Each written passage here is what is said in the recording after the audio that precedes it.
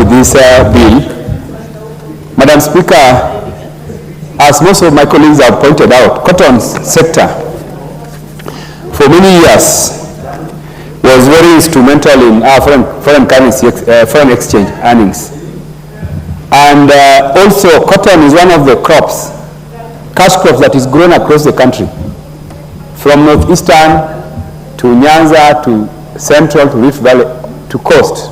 All these regions grow cotton. And Madam Speaker, when I was growing up, cotton was the biggest cash crop in our household. And my father, the late, was one of the biggest cotton farmers in our region. In fact, when my father started growing cotton,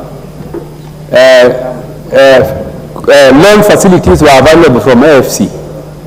And we used those facilities to invest in cotton farming. And I'm a product of cotton farming, Madam Speaker. I went to school because of cotton farming. All my brothers, my siblings, they went to school because of cotton farming. So cotton farming is one cash crop that this country has really lost on.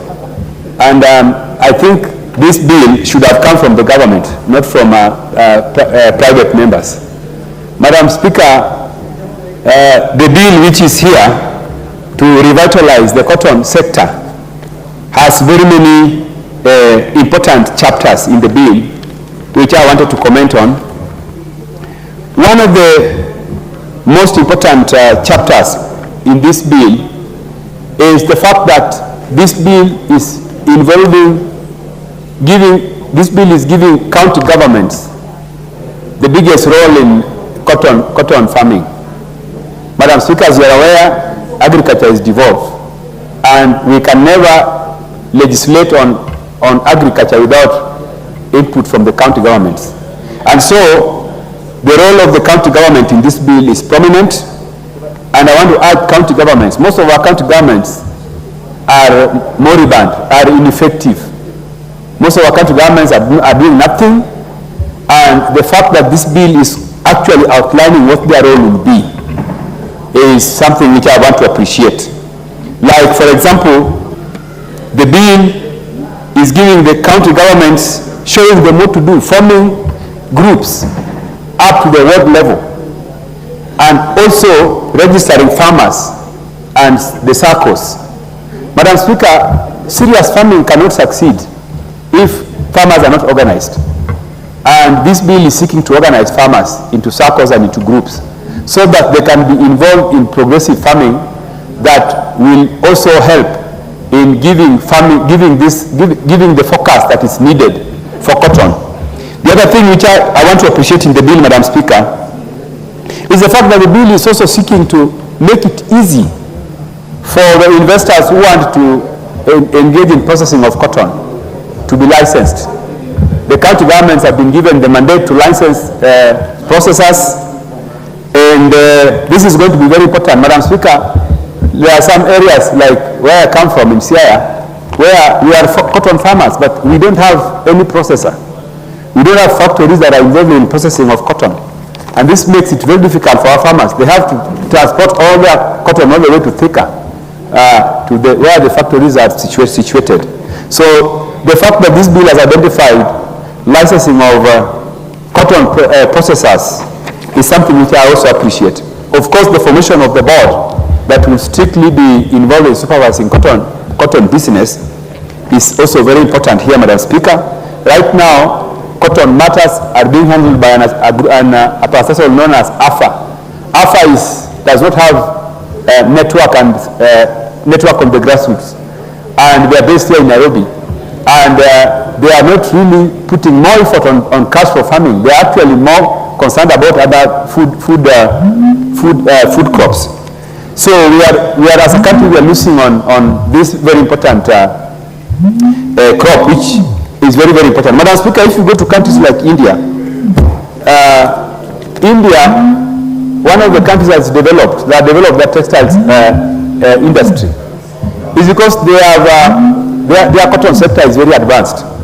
And Madam Speaker, alongside this bill, which is very, very important, as a country we must make a decision whether we will continue to rely on cheap exported clothes from Turkey and all these cheap countries.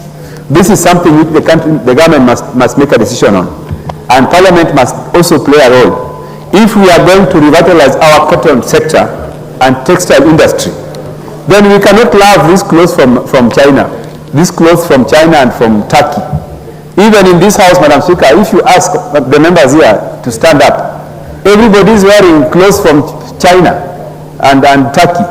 Yet we are interested in growing our cotton sector and textile sector, and also we want to grow our foreign exchange.